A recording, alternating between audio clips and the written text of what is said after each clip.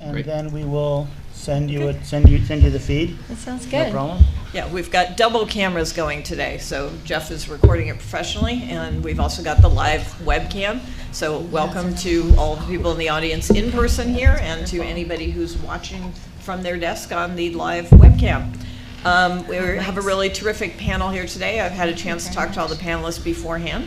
So we're going to be looking at producing video, OTT, and social content. So we're going to talk a little bit about, I'm going to start off a little bit about talking about producing video for social, and then we're going to move over and look at all the different aspects of OTT. What should people be doing today who are looking at channels, who's making money, always the important question, and just generally what's going on in the field. So we'll start off, each of us will introduce ourselves. My name is Lauren Cole. I run Cole Media, which I've been doing since 2002. It's a business consulting firm just on the strategy side, strategy and business plans specifically for startup and growing media businesses. So, and those are both for big and small companies. So some of my clients over the last few years have included companies like Netflix and Yahoo and ABC and PBS and Grace Note, and recently a Speaker Studios, an upcoming podcast company. I'll turn it over to Darren. Do you want to introduce yourself and tell everybody what you do? Yeah, hi, I'm Darren Cross. I am COO of Unreal Entertainment. We are a platform as a service, an OTT platform. Prior to that, I was head of corp dev and biz dev at Maker Studios. Everyone, I'm Jonathan Stern. I lead strategic development for Beat & Murray Productions. We make a couple shows you may have heard of, like Project Runway, The Challenge, Keeping Up with the Kardashians, Ball in the Family. We've got 19 shows in current production right now. I'm involved in building related and ancillary business lines for the company over and above what we do on the production side. And prior to that, I was at Fusion Media Group, where we had both a millennial-focused television network, where I built all of our standalone OTT apps and led international and domestic distribution for the company. And we also were one of the early publishers in the Snapchat Discover platform. And just before that, I was at Red Bull Media House, where I was kind of part of the company that was part of the development from a beverage company into a media company, and was part of the early stages when we launched our initial OTT apps and digital properties. My name is Jeffrey Stansfield, President and CEO of Advantage Video Systems. We are a systems integration company. We build video production, post-production, on-set systems. We do a lot with reality shows like Brennan Murray does and stuff like that. We also we've built over 250 TV stations in our 18 years of business. And we're one of the largest builders of OTT and video podcasting studios. We actually build the hardware, and then we work with our clients to build branding and to help them build workflows so that they can get off of YouTube and other things like that and create their own brands and their own channels. And we do everything from content creation to content and content delivery and branding and all that stuff. So we've been around a long time. That's wonderful. Yeah. I'm Catherine Goodvangen. I'm executive producer at Schiefer Chop Shop. We are an integrated ad agency. So at Schiefer Chop Shop, we produce content, we produce digital, we also have a full media buying arm, and full social media team as well. So my history and background as a freelance producer for decades, and starting in reality television. We had Sorority Life at about the same time you all had Real World going on at Beat & Murray over there at MTV. And then I realized that commercial advertising was probably a better platform for me to raise a family. So I moved into commercial advertising and have been a freelance producer doing commercials, infomercials. My last 15 years, I've spent a lot of time at a direct response agency, which feeds directly into call to actions for OTT content, which we'll talk about in a little bit. And right now, I just love my home at Schiefer Chop Shop because I get to run this amazing content team, and we produce some really, really great, fun stuff. So we'll talk a little bit more about that. Cool. Hi, everyone. My name is Neil Davis. I'm the Chief Business Officer of UCast, formerly Quella Concerts. We do a couple of different things. We build OTT platforms for media companies. So we built not only our own, which we ended up selling to Stingray relatively 4 or 5 months ago, but we built the recently launched Sports Illustrated SVOD platform. We built Stadium for BAMTech, which streams 6,000 live sports events a year from every major college conference with the exception of the SEC. We do parts of Acord TV. The other part of our business is we're one of the largest global syndicated video content distributors in the world, taking generally Western content and distributing into Southeast Asia, India, Africa, and most importantly, have the ability with governmental approval to bring content into China. Very cool. Hi, my name is Phoenix Gonzalez. I'm one of the co-founders and president of sales at Dot Studio Pro. We are another online video platform delivering clients direct to consumer in their own OTT applications. We've worked with the Minnesota Vikings, NBC, Lifetime, and the likes of. I think the core of what we do is getting clients to market quickly, and I look forward to speaking on this panel and being able to share insights. Good. And then Ty, I know we missed you the first go-around. Do a quick intro. Greetings, Ty Green. I'm founder of the Missing Channel Media Group. We distribute networks on traditional MVPDs, as well as we're getting actively into the OTT space. And then I'm also the founder of a company called My Choice that allows commerce from content.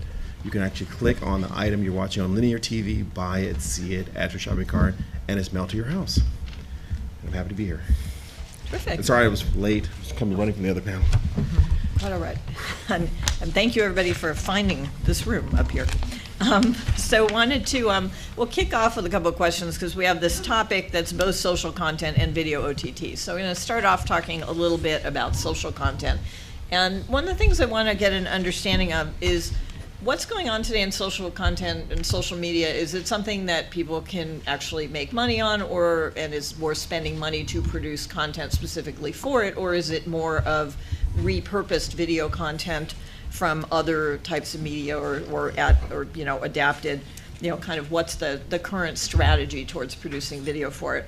Jonathan, I know at Bunim/Murray this is one of your big focuses right now is, I noticed you're doing a lot of social media content as well as television. So I'm kind of curious to hear a little bit about Bunim/Murray's strategy of how do you work with social? Do you have projects that you say, this would be great for Facebook, or this would be great for Twitter, or is it more, we've got a show on air and we want to do promotion or do enhanced content?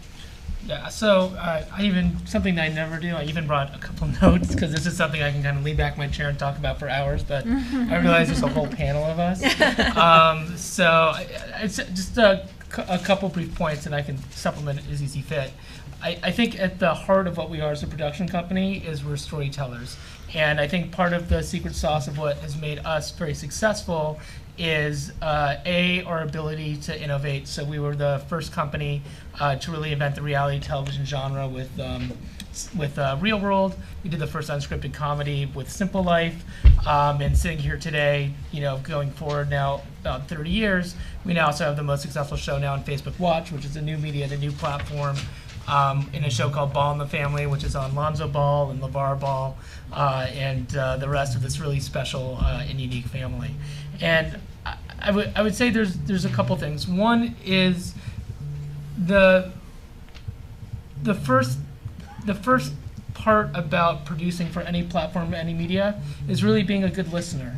And for networks, I think one of the reasons why we've been successful in having shows in their 30th season and 22nd season and 16th season and so on is we've really understood the personality or the brand and story that network's been trying to tell, and then we've continued to innovate and evolve with that network.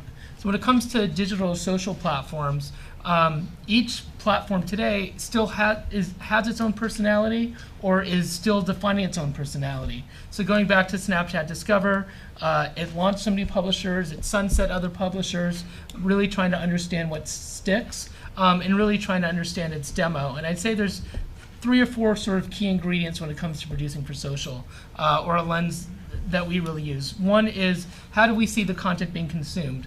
So for example, if the overwhelming majority of the content is going to be seen on a mobile device, there's a different lens in how we might produce than if they're going to watch it on a laptop or maybe on a connected television set.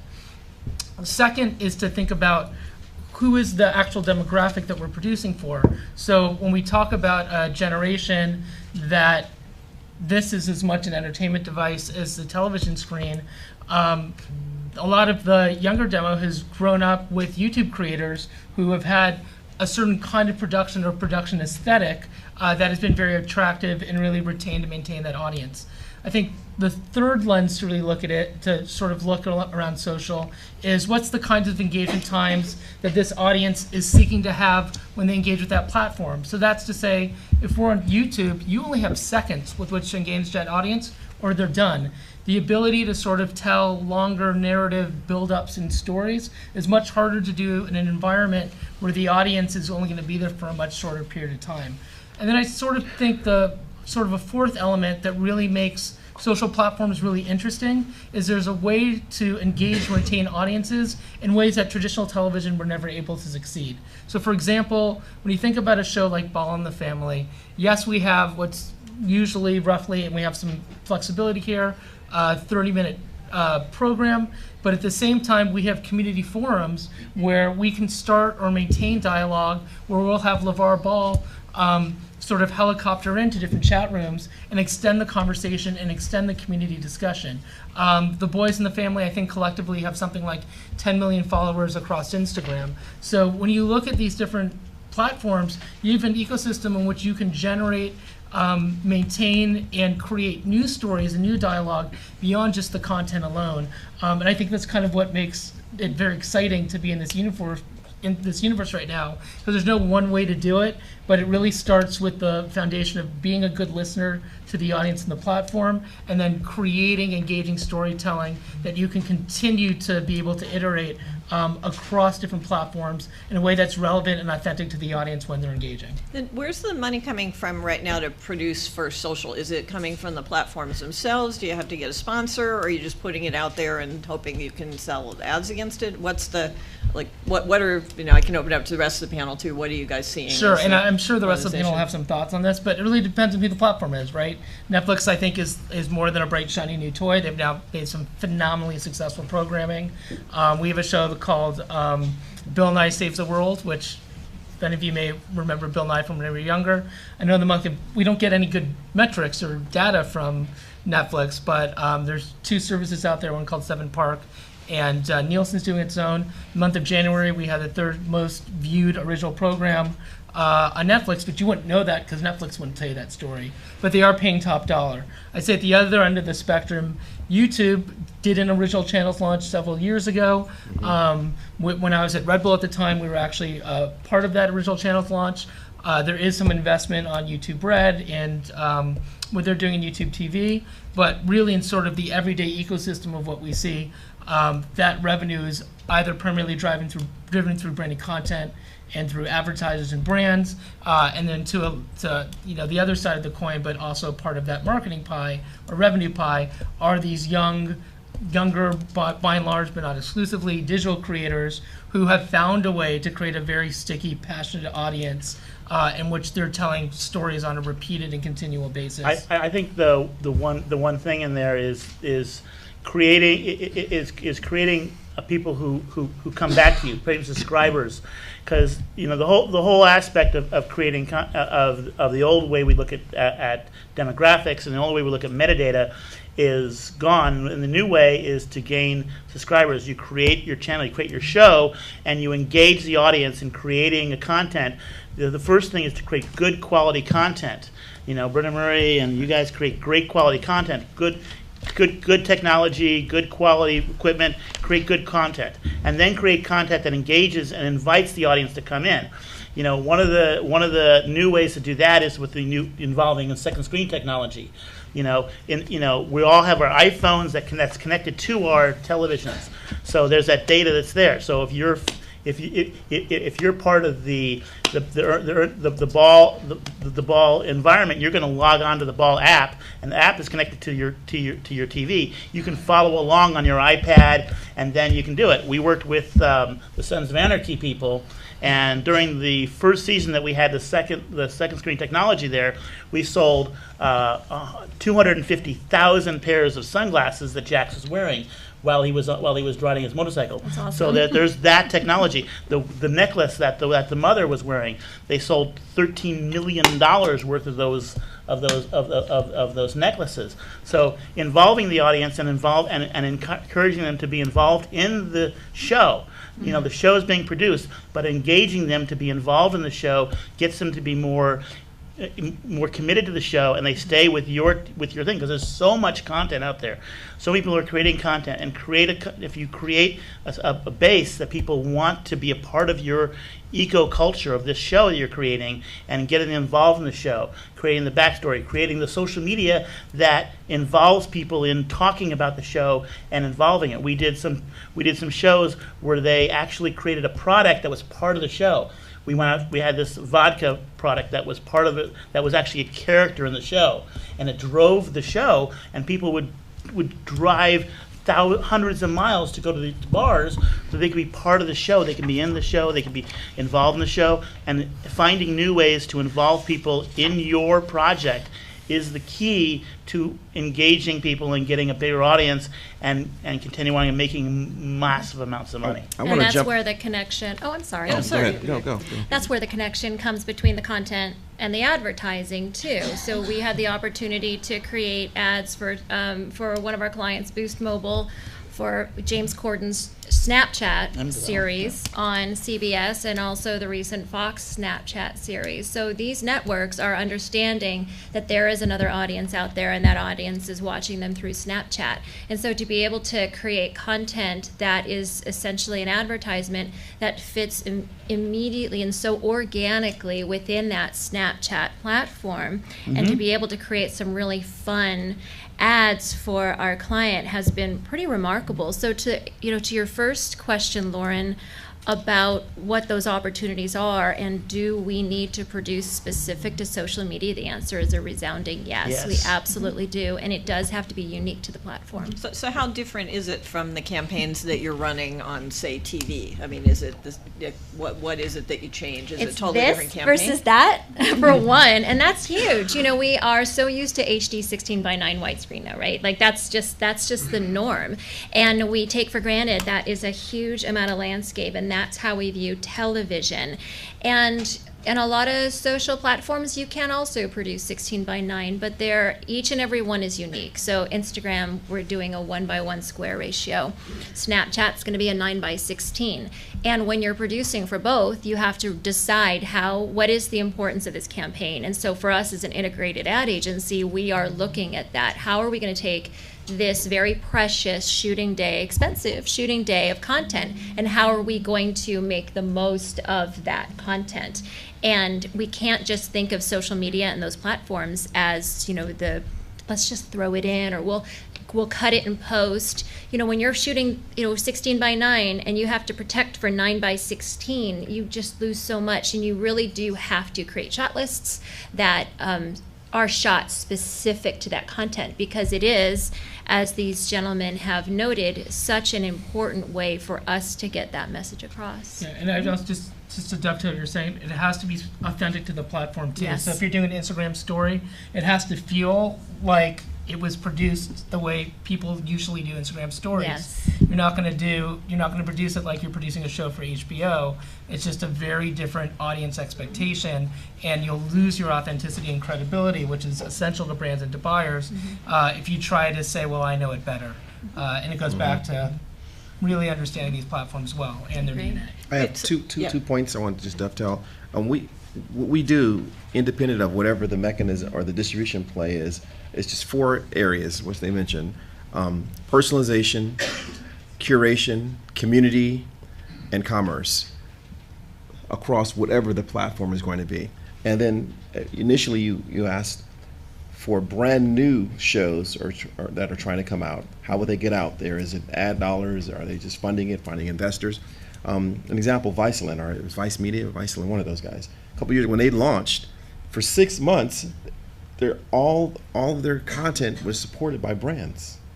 And then 2, no Nielsen reporting. So they got a free pass for 6 months. Yeah. So I mean, Interesting. Yeah. Interesting. Great. I want to segue a little bit from the content to when does somebody stop doing content and decide to do a whole OTT channel? Because I know there's a lot of companies jumping on the bandwagon today, and I'm curious to talk a little bit and hear everybody's perspective on who should be moving from doing content to doing a whole channel. Is it just somebody who has a lot of content, or are there other reasons or other types of content? I know, Phoenix, you're doing a lot of interesting work where you're helping people like the Minnesota Vikings do a channel. What's on their channel, and why does it make sense for groups like that to do a channel versus some of the other groups that you work with? It's a great question. So if you think about it, first and foremost, they, as a company, have a production team. So they have a very strong production team. They produce a lot of content in-house for local television as well for exclusive clips throughout games. So for them, really looking at how do they engage that audience beyond their mobile, which they know when they launched their website, they had a lot of engagement. Then they saw the transition to launching mobile. They saw an uptick in engagement, and they said, okay, how do we now, with the NFL giving everyone the rules or the rights to start as teams launching their own OTT services, how do we capitalize on that? And when they really looked at what they were doing in-house producing content and having a library of content, they said, the next evolution for us is really to get back in the living room in front of the customer. So they came to us and they said, realistically, how much content do we need to launch?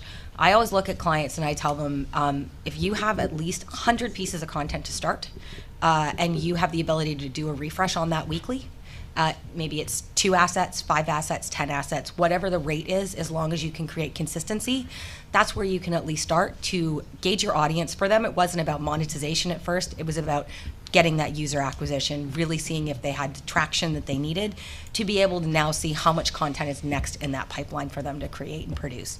So in taking that first year of launching the OTT service, we actually just put out stats with the sports video group on it. We saw a huge uptick in audience when what we found was that during games and post games, audiences were actually logging on to during halftime and at the end of the games, and they were binge watching whatever content was uploaded. So on a weekly basis, the guys were uploading at least 5 new assets a week, and they would wait till Sundays to do it, or towards the end of the week, because they knew that the audience would be there and that they would engage. And we've seen a consistency across the UK, Mexico, Canada, and Australia. So we've seen a lot of great engagement internationally for them as well. So I really think that whoever you are creating content, I have clients call me on a daily basis. And they're like, I want to launch, and I want to launch everywhere. First of all, it's not about launching everywhere. That is the wrong strategy. If you think about launching everywhere, you don't have the ability to focus correctly on capturing an audience. You need to really think about how much content do I have? What platform do I think I should launch on? I will tell you personally that Roku is the platform everyone should launch on first. From an OTT perspective, it has the largest market share, and I've seen clients with no brand grow in a matter of months. I have a client who just launched a beauty brand in November. They weren't able to get any more than 2,000 installs, and as soon as we pumped a little bit of marketing money into Roku itself, in a month we've had 86,000 installs on a beauty brand that is an unknown beauty brand. So, and we're doing a refresh rate of 5 new pieces of content a week. We started out with 200 assets to start. Nice. Nice. Yeah, 200 assets. We're now at 5 new assets a week. We're now looking at the next step is, okay, where do we license content and do rev shares on content to get more content into the platform? Average viewing time is 27.37 minutes per user per week. And we're seeing at least 10,000 people a week coming back to look at the refresh rate on the content. So it really is, it's a strategy, and it's not about launching everywhere, but it is about being very focused and targeted with your approach and really thinking about, even if I have a limited amount of content, what's the refresh rate and how am I going to get more content into the pipeline? And it's important what she said is that when we talk to our clients, and we go send them out to different OTT platforms, we do a lot of analytics on who their clients are, because the different platforms have different user base, and you really got to understand who your market is, because if you launch onto a market and the people who are interested in your product are not there, you're gonna waste your money and your time. You've got to really do. I mean, the most important thing is to research. On where your people are, and then launch there. And OTT platforms are great. There's a lot of really powerful tools you can use. Roku is incredible. Cisco has a good platform that they do, where they have the great thing about OTT platforms is you can feed with each other. They have a lot of affiliate programs. So the horror channel and the beauty channel can feed each other through affiliate programs, so you can gain users through other things. So being in, you go to a mall, the reason that Foot Locker and Victoria's Secret are both in the mall is because while the kids putting on sneakers, the mom's putting on the bras, and so you're able to get that cross platform of clients going to other markets. So yes, research, and OTT platforms are good, but you need to know where you need to be at, and also by going to certain platforms, not going everywhere, you can cut a better deal a lot of times. I agree with Phoenix and Jeff. I think it comes down to a simpler equation, though, a little perhaps. Are you a brand, right? Do you have a brand that consumers recognize? Do you have or want a relationship directly with your audience? I think that's a big key thing to think about. I come back from a background that spent a lot of time on social platforms, including YouTube, Instagram, and others. If you're a YouTube creator and you're getting to your audience through YouTube, it's a big change to your workflow, your monetization, everything else to take it off YouTube. It's a lot of risk. It's a lot of concern. But there are other brands that don't have that same kind of restrictions, so you do want to look at that. As far as where you go for platforms, it depends. Does it really interrupt your workflow? How much more does it cost to add Apple TV or Vizio to your stack, to who you're reaching? Roku is definitely an OTT first pull. You also want to be optimized and reaching out to Android and iOS, and those are the first three, I think. And the key also, and I agree with you 100%, is your business model. Because if you are a subscription model, then you need hundreds of hours of content to be able to support someone paying you $3 or $4 a month. And if it's 12 minutes of content, then I'm going to go for my 5-day free trial and I'm out. If you are an advertising supported model, then the problem is without 15, 20 million monthly uniques, you're at a programmatic CPM. It's got to be two guys in a garage because there won't be enough revenue to support the business. That's correct. So it's really the answer of am I a brand, am I a channel, has to be also weighed to what's my business model. And these networks it's content hungry. I mean, you're constantly refreshing content, and if it's not fresh, it's not going to stick. We've had the opportunity to use technology to be to support 2 of our brands in their retail locations. Boost Mobile has thousands of stores across the country, and we created Channel B, which is streaming OTT content direct into the stores using technology. And it's a constant playlist that we're curating. It's super fun, and there's an engaged customer in those stores while they're waiting for their service and to pick up their phones. We also were able to create our own app for Falcon Tire. So tire shops, 4,000 of them across North America, and we're streaming hundreds and hundreds of hours of content direct to those tire stores, direct to those consumers who are sitting in the waiting room waiting for their tires to get changed. And it's all Falcon branded. It's an incredible opportunity for this client to be able to get that brand in front of them in a store where there may be 10, 12 options of other brands to choose from for that purchase for them that day. It's educating the dealers, and it's just an opportunity to really get that voice out there in a way that really wouldn't have been possible. So just staying on monetization for a few minutes, are you guys seeing, like, where are people making money? I know, Darren, your platform has different types of SVOD and AVOD. I mean, is it true what Neil said, that nobody can really make money in AVOD unless you're in a garage, or is it? I think there's a middle ground there. I mean, one of our clients is Broadway HD. They don't have millions of clients, but they do have a $10 a month subscription that performs pretty well for them. Most of our clients, it is true, run off of an AVOD platform, so they run off advertising.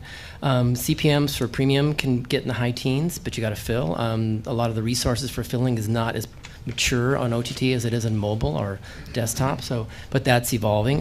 Folks like Freewill, Talaria, SpotX are starting to build meaningful inventory, and there's other players like InMobi and others that are trying to get in the space. So once you see more of that, you'll start to see a better fill at a higher rate. But yeah, advertising is a for any content publisher is a challenging business model, but it is a business model. I'll speak a little to that. So we do SVOD, TVOD, and AVOD. We really found the programmatic ad world, there's still a lot of, CTVs do. So there's still a lot of kinks. We decided to go server side with our ad insertion as opposed to just doing programmatic because we realized that fill is still a big issue. I think that there are a couple of really important factors in being able to grow your OTT business, and that's metadata management is one of the biggest parts of it, because if you can really grow your asset from a metadata perspective, you can start looking at things like universal search. Universal search is going to give you the discovery ability, so you're not spending so much money on marketing because you're actually tagging your content correctly and giving yourself the ability to be discovered. We're still at the very early stages of that, but it's working. It's working really well, especially for independent brands who have independent libraries of content who are starting to really monetize. Ad supported, you really want to think about being able to deliver at least 20 ads per hour in your breaks, in your content. So if you have a 60-minute piece of content, you want to make sure you've programmed 60 because you may only get a 30% fill. Over time, you're going to want to get to obviously 100% fill, but getting 100% fill is really looking at server-side ad insertion, being able to make sure you're having direct brand deals or direct buy-ins on your content, and really looking at who your ad strategy partners are. Are you bringing on somebody to do direct buys with you? Is the company you're working with have a direct buy person or a direct buy team? Those are the kind of things you want to think about. Because even with niche brands, there are smaller businesses who want to advertise against your content as well. It may not be a $12 CPM, it may only be a $5 CPM because it's a smaller person who wants to advertise. But there's lots of ways to make money. I'm seeing our clients do it on a daily basis. And I agree with that. So one thing I want to say on what she said is I also look at another model called MVOD, which is metadata, because metadata is a valuable tool. And if you're not taking advantage, you're not collecting every bit of metadata from your subscribers or people who are watching your thing, you got to collect that data. That data is extremely valuable. Going back to advertising agencies, they want to know who's watching. They want to know when they're abandoning watching. When time. So like I said, tying your devices to your TV lets me know when you go down to this Target store. So that information to advertising agencies and to other marketers are extremely valuable, and you can, and also it'll help you develop better content. But you can sell that data back to agencies, and they pay good money for that, right? Absolutely. Yeah. Single business model plays are challenged.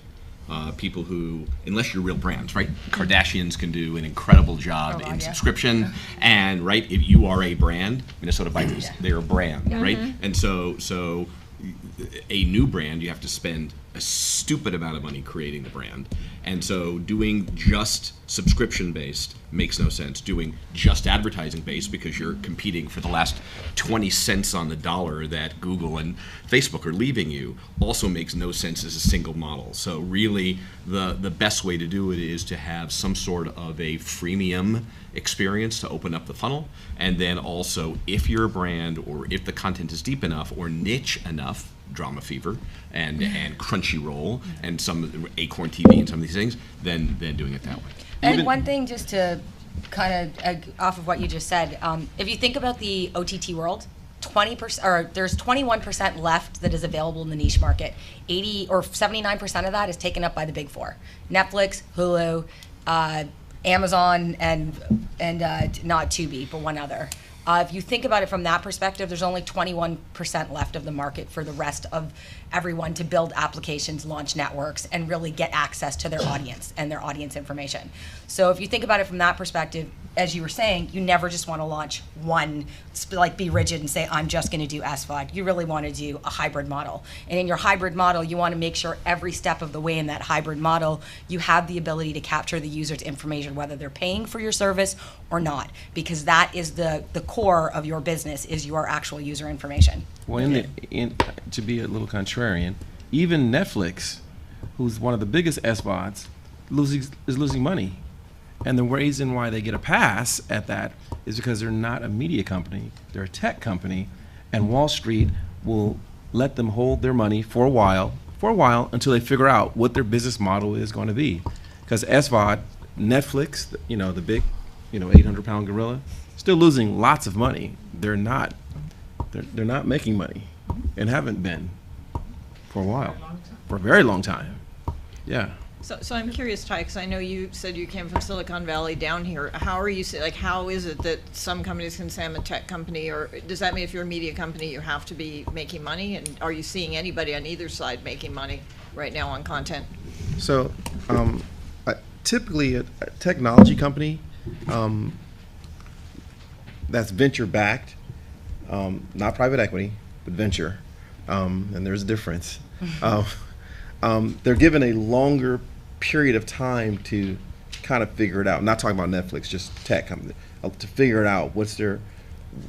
Who is their customer? Who's paying for something? Not who's a user, who's a customer, who's actually paying for something. How can they scale this? What needs to be poured on, into the frying pan or whatever to make it scale even larger? So even A, B, sometimes even C round, they may not even still be making money, but they say, all right, here's a huge market opportunity. This is how we can go. I find with media companies, they want them to go immediately, like, all right, who's our customer? How are we making money? And to the gentleman, you can't just have a single source, or Phoenix, you can't just have a single source of revenue. You have to figure this thing out pretty quickly, because production costs so much to either make or acquire assets. So that money has to come from someplace. And I don't know many. There could be. I just don't know. I don't know VCs in the business of funding production. I could be wrong. I just don't know. One place where we haven't mentioned, but you alluded to, Neil, is, as Phoenix was saying, General Market is now owned by Amazon, Netflix, Hulu to a certain extent, and the real opportunity is really in niche, passion-based communities. And Neil made reference to Crunchyroll, and we talk about an OTT service, or a subscription service, but subscription doesn't only have to mean that I'm serving up video to my audience. And using a Crunchyroll as an example. And Crunchyroll is an anime service. It's an anime service, but also provides access, if you're a subscriber, to comic books and to Comic-Con and to all these other things. The Young Turks, which now is joining a YouTube TV, in addition, they've done small little things that are almost cost-free to build passion and audience. For example, when you subscribe to the Young Turks, you're given a number of the number of subscriber you are. And people have a lot of pride in saying, I was subscriber 10,000, 100,000. It's true. So much so that some very senior company told me, and I think he's comfortably sharing this anecdote, that there was someone who was unemployed for a time, and he said, I'm between jobs right now, but if you lose your subscription, you lose your number. He said, can you just give me a 60-day grace period because I don't want to lose my number? And Young Turks being Young Turks accommodated. They do quarterly calls with Cenk and with the heads of the company. So thinking about ways in which this audience is feeling that they're getting value that's over and above just the video experience, I think is a sort of another version 2.0 or 3.0 that we'll start to see by many of the successful companies, in addition to sort of the freemium model of getting you in the door and then making you feel like you're part of this community and you want to dive in deeper, both from a video side but also experientially, and being part of this larger community. Yeah. I have one monetization question that I've been curious about, and this has to do with ad exchanges. I keep hearing that there's two tiers, that there are private exchanges, which you have to get into and get invited into, or maybe only certain advertisers only want to be in those because that's where the premium content is, and then there's more general exchanges. How hard is it, if you're a small brand, to really get money or get into these exchanges? Is it something that's not that big a deal and anybody with decent content can get in, or is it really hard? I think it requires work. I mean, it's just like anything successful, any successful business, you have to put in the work, and if you put in the work, you can achieve anything. But I think it's, it's really hard to get into those niches, but if you really work at it and develop your brand and develop, subscriber base and develop your ad base and bring and show that you really are committed and have something to offer, you can get into these higher end systems. Jeff, does everyone here know what an ad exchange is? 'Cause I'm not sure. Good idea. Why don't you does everyone know what an ad exchange is? No. Yeah. Explain what an ad exchange is. Okay, please. if you want to give a definition. No. You're doing well, so please. Or Jeff? Explain what an ad exchange is. So an ad exchange is where it basically says what it is. So if you have two advertising brands, you have this brand X, which is maybe Adidas, and you have Coca-Cola, and you want to exchange market shares within the brands. That's an ad exchange. So it's an affiliate. It goes back to affiliate program. So if you're Coca-Cola and you want to exchange market share from Coca-Cola to Adidas, and you want to exchange it, that's an ad exchange. So is it? My understanding was here's a whole bunch of advertisers who want premium content with a certain demographic. So the advertisers put all their stuff in and say, I want this demographic. It's the New York Stock Exchange. It's NASDAQ. Yeah. Right. It just jams buyers and sellers together. Right. And everybody bids in real-time bidding, and whoever's bidding the most in that moment for that slot gets the slot. And Right. so that's... It's still a numbers Okay. game. Yes. If you don't have the fills, you're not going to make money.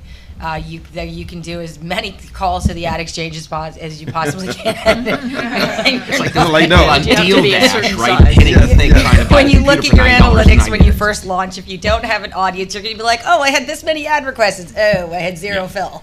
Okay. Right. So so that speaks to kind of an AdSense auction type of setup, and that's really common for programmatic. But for some of this premium stuff, like for example with Freewheel, they have direct sellers that sell for higher quality content, for higher CPMs. It's not an exclusive club. It has really to do with size, with scale. It's all scale. Because nobody wants to go blind buying against 1,500 sites, right? They're going to buy as little as possible. So that's really the secret sauce there. So somebody bigger, like at Maker Studios, we'd have direct sellers. We'd be able to buy direct against YouTube inventory. We'd also have secondary parties that would sell at a premium, third parties that do backfill for low end, including AdSense.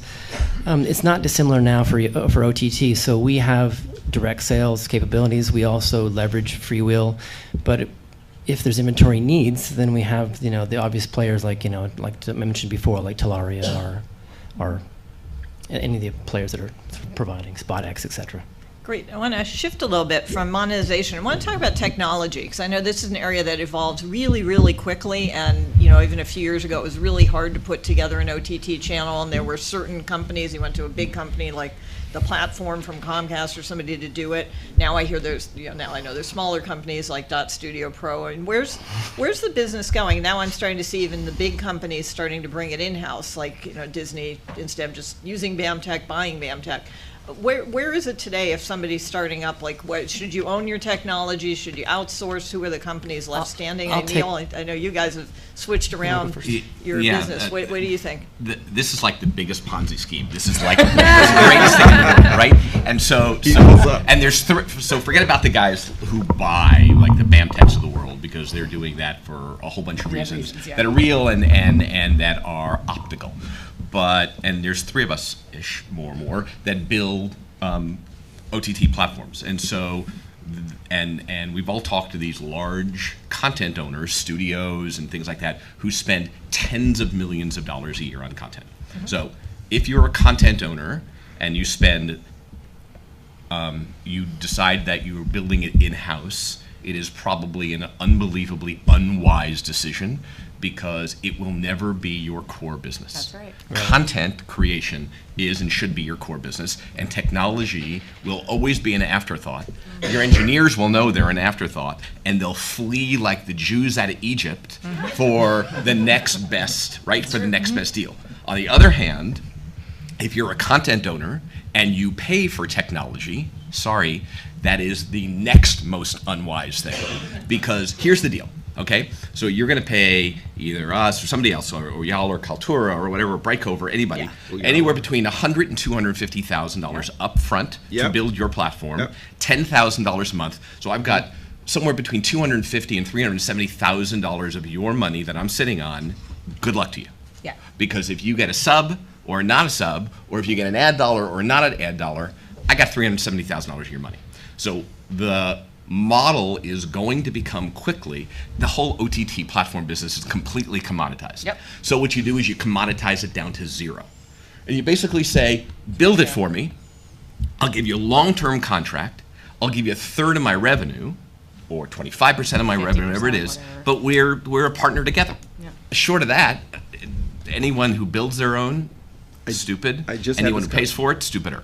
I just had this conversation with one of the parties he mentioned 2 or 3 weeks ago. The quote they gave us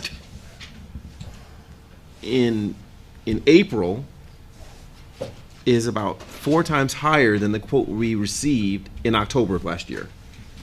And we're Isn't that the wrong way, though? I thought it was getting commoditized. yes. I was just like, wait, what? Well, Yeah. I'm like, it's just a SaaS-based CRM. Yeah, I mean, we code. We under what? I tell all my It's clients a total lot of hustle. times to join the great thing about the OTT platforms is if you create content, you have content, you can give it to them, and they create the entire environment for you, and it really helps you prioritize on content creation. So if you have an idea, you have a message, and you're good at creating that message, and you're not, then give it to, then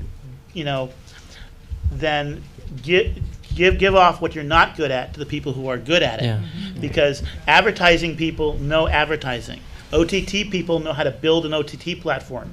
If you're a commander of a ship, you're not going to be going down to the engines and stoking the engines. You're going to be running the ship. When we build studios, so we work with a lot of content creators, and they come to us and they say, Jeff, we have this message we want to do, and I say, great. Let's build your studio. Let's you create a bunch of content.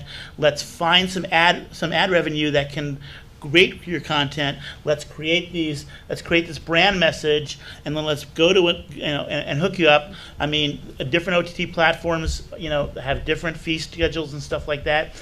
I had one client. They had a horror. They owned the rights to all these horror movies, old horror movies, Creatures of the Black Lagoon, Night of the Living Dead, Abbott Costello Meets Frankenstein, so on and so forth. And they had all this rights to that, and they had all this content. And we hooked them up with an OTT platform that built them a channel, and they just gave the content to them, and then they started seeing subscribers coming to them because they already had this environment built that they would not know how to build. Because if you're not a shipbuilder, don't build a ship. Yeah. Buy a ship and sail it off into the sunset. That's what you need to do. Yeah, to Neil's point, I'm not sure you even want to buy a ship. You don't want to build it. You don't Lease want a to buy ship. it. You want to Uber your ship, right? Yes. Yes, exactly. So here's the problem. I've built out mobile apps across every platform at Fandango 8 years ago. I've done it again against OTT in the last 4 or 5 years for Blip and Maker Studios, and now I'm on the other side of the conversation, building them out for other folks. So what we do all day long is build apps, and we optimize them. We have a number of clients. We take best practices, new roadmap items that we come in that we can support. Once we get them into the roadmap, they become a feature for everybody. If you're building your own, good luck to you, right? So you're competing against dozens of minds. I've got dozens of minds that are feeding us as we build out our product. That's one thing. The second thing is you just don't have time or resources to be good at everything, which has been kind of said here. So what is it you got into business to do? So at Fandango, we didn't get into the business to make apps for iOS, Android, BlackBerry, Palm Pre. Palm Pre doesn't even exist anymore, right? And then you may get a CTO that wants to build an empire, and they have a big engineering staff. That's great for them. It's not great for you. Technology changes so fast. Once we built an app on Lakeshore format for Xbox in 2013-14 for Blip. It cost $150,000. It was cool because we got a lot of love from Microsoft, but we had to maintain it. Yeah. Right? And we had to maintain something for Roku. We got to maintain something for iOS. So it's not just the building and the cost, it's the constant evolution of that product, the maintenance of that product. You're just buying a bag of hurt. So you should just do what you do and find somebody, like one of us that does what we do and find the best price and the best solution for you. What's the cost of entry these days? Is it still, especially if I'm a small player and don't have a lot of money, is it still a few $100,000 a year kind of thing, or can I get it done much cheaper? I see Phoenix down there shaking your head. Like, what do you tell like the Minnesota Vikings they need to budget for technology? So every OTT provider has to have flexibility. There's going to be clients like the NFL teams who aren't just want to do a 50-50 rev share with you, with us as a company. They're going to want to spend money. So, we have a package for them. I can't disclose exactly what they're paying, but it is under $100,000. That's for, the NFL. And then we have other clients who come to us who aren't they don't know where they want to start, but they know that they have the content, they have the means, they need a true technology partner. And on that side, we look at doing 50-50 rev shares with them. It really depends. But if anybody comes to you with a price tag of like $100,000 to $200,000 to $300,000, you need to walk away. Fleet. Yeah, we're we're in the same range as you. Yeah. So we're lower. So and we have it kind of in 3 buckets, right? So if you want to go like the Vikings, you want to do your own thing, you want to make money your own way and not share with us, then there's a price for the platform and probably a usage fee around gigabytes Monthly you're using, licenses. hours, right? Yeah. If you want to go on subscription, we'll lean into that on a revenue share basis, but we're savvy to the resistance to subscription services, so that base platform fee is going to be higher than if you came to me with a thriving AVOD product, because I have a better view into what you're going to make as an AVOD distributor and how am I going to make money off that. And there's also a cool model now where if you don't want to invest in any technology or no one will give it to you for free, and you have some sort of a base of users you can have an interesting conversation. There's a lot of people who are now launching on Amazon channels solely. And so you need no technology That's right. other than a feed to get them the content. Now, it becomes revenue crack because they take half of the money and you get no data. But it gets you into the ball game. You establish a brand, right? You still have to spend some money in marketing. And by the way, if you're successful, they will compete with you. They'll just go out and they'll just license all your content away from you. And but in terms of how to get started without cutting a big check, right, for technology or building it yourself, it's not a bad way to go. I know. It's actually a good way. I know a couple of rights owners that are putting out $5 a month subscription plans that are making good money. They're taking content that they get back. Their term with Netflix expires, and they put it through this channel, and they're making similar money. And they're like starting to wonder, do I really put my content through Netflix first? Because I'm giving up usually all rights for a period of time. 7 years. So This is actually perfect segue because I wanted to talk a little bit about affiliate programs because I've heard about Amazon and I'm curious, are there other ones? And then do I have to be exclusive with Amazon? Like how is this sort of the way to go now? Instead of building out my own channel, should I be partnering? And is this something, is Hulu doing it? I know Jeff had mentioned Cisco's doing. Is that really does anybody compete with Amazon in this area, and why or why not wouldn't I do it?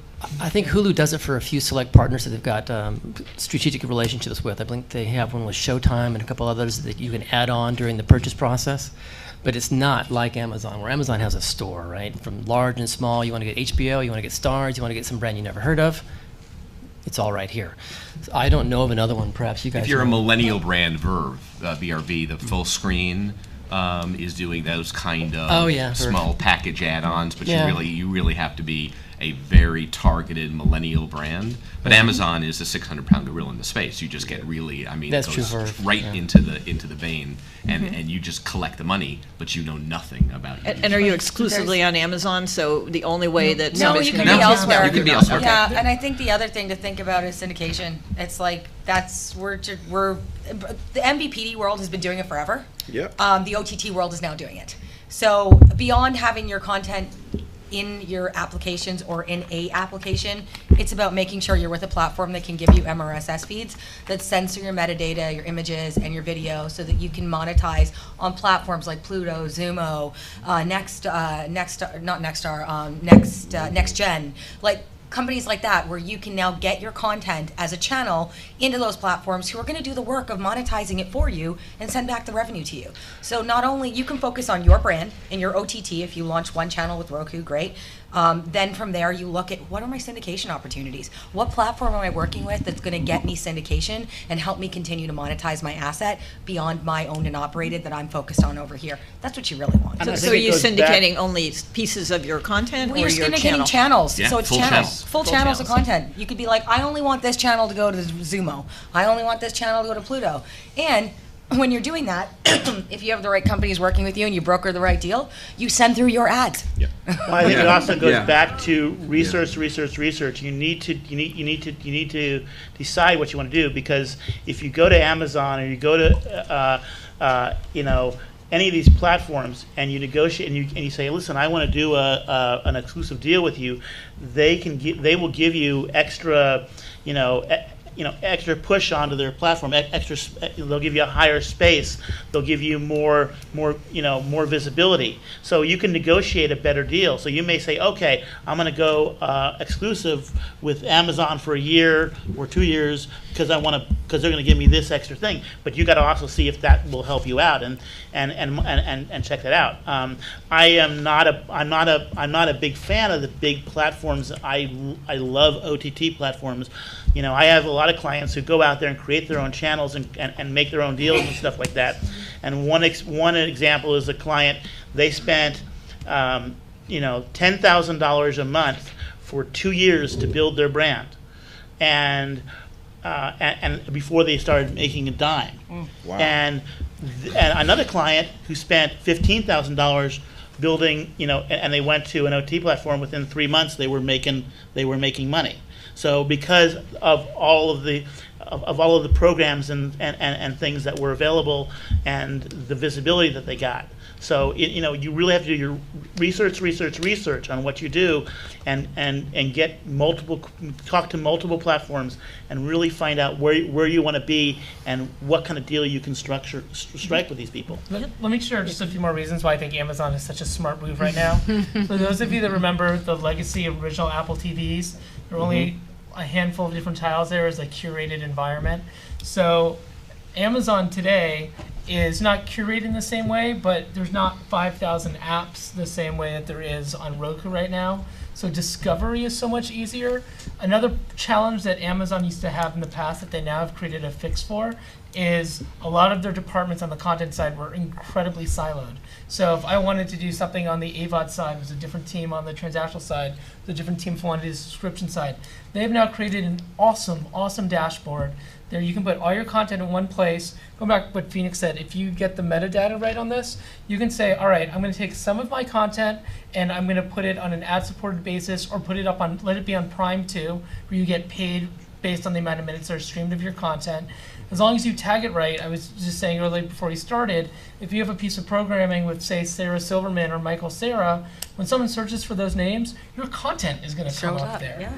So first, if they just click on an ad-supported basis or see it for free on Prime, you're getting paid. If you're trying to build up a brand and your brand awareness and you have your logos in there, you're sort of doing a subtle throw that'll take people over to the subscription side as well. You could also say, you know what, I don't have rights for all my content in all of these countries. So I can say, okay, you know what, I only have rights for this piece of content in Canada and the US, so I'll only make that piece of content available in those territories. But I have another piece of content that has a greater scope of rights. I'll make it available in all of those territories. So the functionality and the way to play and test and see what works and what's not working with Amazon right now is a really, really special moment. Companies are going to get a lot more hip to this very quickly, I imagine. Yeah. Yep. So the ability Absolutely. to be so quickly discovered and and to have a lot of less noise in this space is just a really unique moment in time. And again, without paying what could be exorbitant amounts to build your own standalone apps and standalone experiences. So I had one other area I wanted to ask about, and then I wanted to open it up to audience questions. We talked a lot about the, cool tech companies, the Amazons and people like that. But what about I'm seeing the big players, the 500-pound gorillas, the dishes and directs and all that are starting to get into OTT directly. And I know, Ty, you mentioned that you are focusing on them. So I'm kind of curious to hear perspectives. I mean, Ty, why are you focusing on them and not these other companies? And who do you guys think are going to be the winners at the end of the day? Well, we have been making nice, robust CPMs on MVPD. And talking to Kaltura, Uyala, which are OTT, They're legacy providers of OTT. Yeah. So where are they, where's your stuff being seen? Is it on Sling, which is owned by Dish, or is it it's on MVPDs. We're talking to Sling right now about putting some of our stuff on so them. MVPD, give an example. Is it Comcast, Comcast, Xfinity? Spectrum, Okay. DirecTV, yeah, and so we've been exploring. All right, we don't want to take a bunch of time and build a bunch of stuff that changes coming from a tech. Well, we understand when you build it, it's already old, literally. So like buying a car off the lot. Yes. So find a SaaS-based solution for our OTT provider that we can pay and have them handle all that. I love the, in February, we started looking at the Amazon piece because we have an actual piece of, we just got 200 assets for a new Play network, like probably HD, and we're working a deal right now with the Lincoln Center because they're unhappy with who they're with, and so we're looking at different ways beyond, you know, what they've been doing, and so we're exploring and getting lots of interesting numbers from OTT providers, and I was like, well, that doesn't make any sense. Why would I spend? I'll spend $50,000 a year, but why would I spend $200,000 a year? And what? And then you want to do an ad share? Wait, no. Yeah, the virtual MVPD guys are really not writing big checks. I mean, they did at the They very did. beginning. 2-3 They did years at the very ago. beginning, Yes. and that train is kind of left the station. So you're kind of honored to be part of that, and you're in some sort of an add-on package Yep. that generally doesn't get added on. What you said before about syndication is the home run, but Yes. think about, you know, we're so myopic Yeah. about we got to be syndicated in 50 states. No, Think about the international. opportunities that are available, and the MVPDs and IPTV guys and the mobile operators and the web portals in Nigeria with way over 100 and some odd million Huge. people, Yep. and in Indonesia India, with yeah. 180 million people, and in India with over 1 billion people, Yep. and China. I mean, Yep. so you know, just open the aperture a little bit, because you can make even those CPMs in Nigeria are $4 from a programmatic standpoint.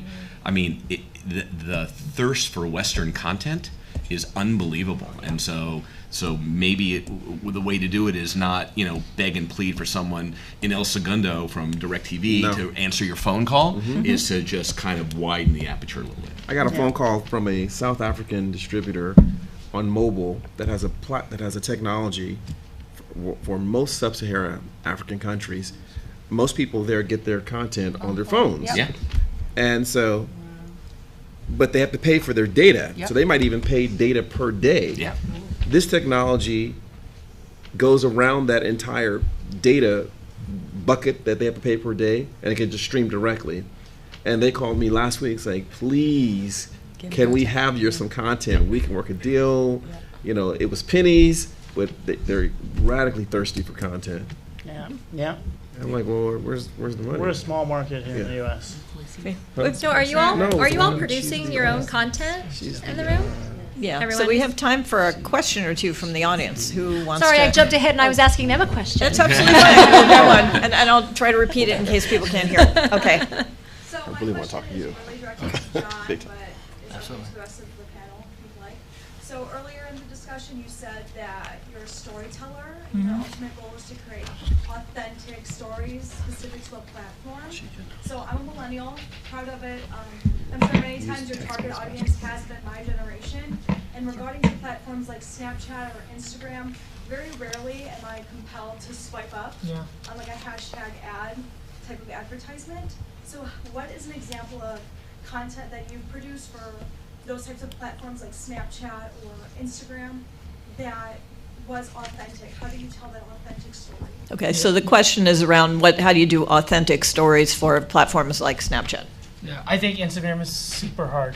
I think that what Facebook may start to do, which is intelligent, is sort of try to use that audience to convert over to Facebook for its original programming. I actually don't know a great way to do it, but I know that it's such a massive audience that you need to try to find to do it.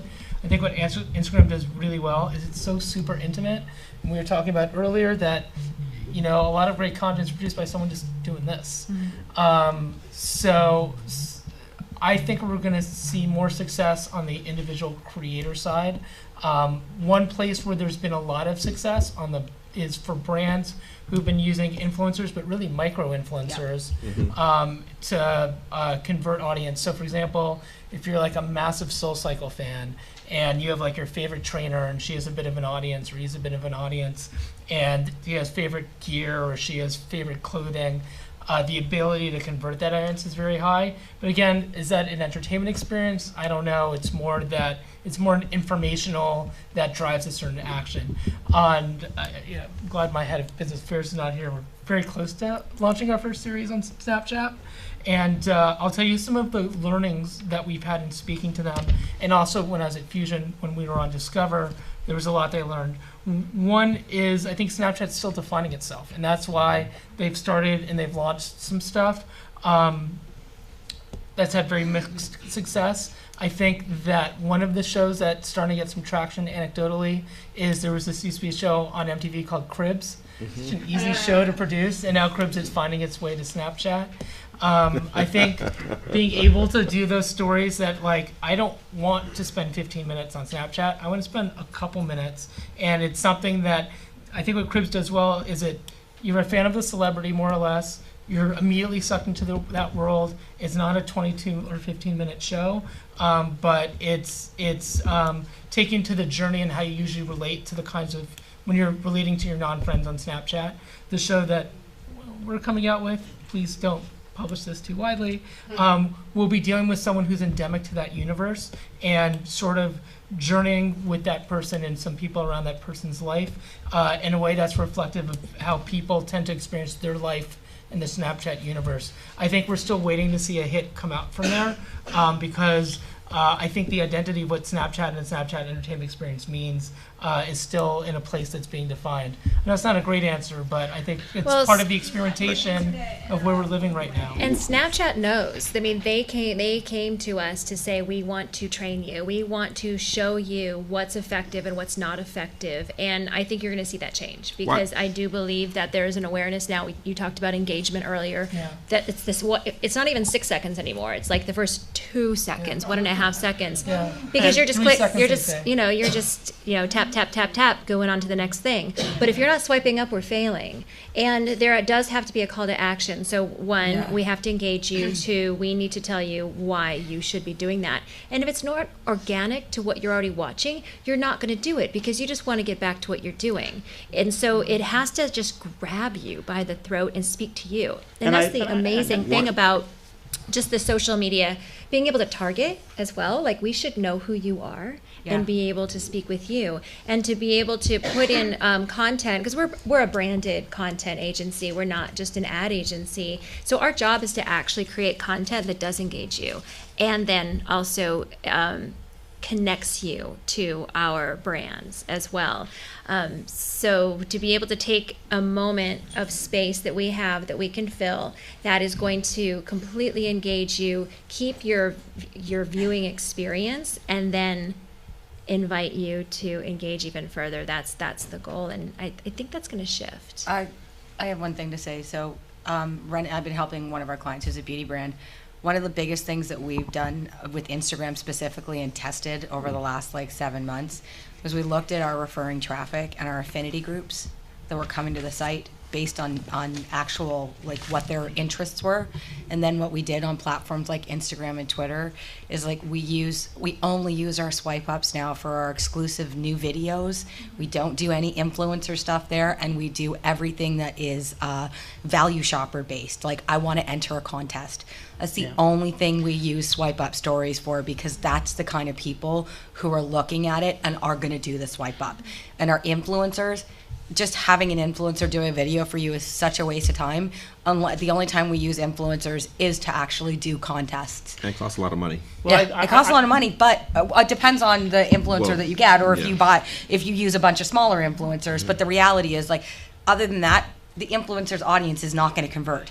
So for us, it's always about looking at what our affinity groups are that are coming into our actual site, where that referring traffic's coming from, and then feeding back to those audiences based on that referring traffic, what makes sense to them. And also, I believe on Instagram, when you post, all your tagging can feed Facebook and Twitter and a few other things. I don't know if it's like that on Snapchat. No, I don't at all. Well, I think it's still being redefined. I mean, reward-based swipes are a very good way, and then referral, re-engaging swipes. So we encourage our clients to create programs where it engages you to engage your friends, and that's where it is, because having an influencer who has 10 million followers tell you to do something is okay. It's expensive and it might work, But if I have your friend tell you to do it, it's much better. Much better. So I'm engaging your friends to tell you to engage. And that's what I'm trying to teach my clients to do. Well, we have such terrific panelists, we could probably keep going for another hour, but we're out of time. We don't want to keep you guys from drinks, but let's give the panelists a big hand.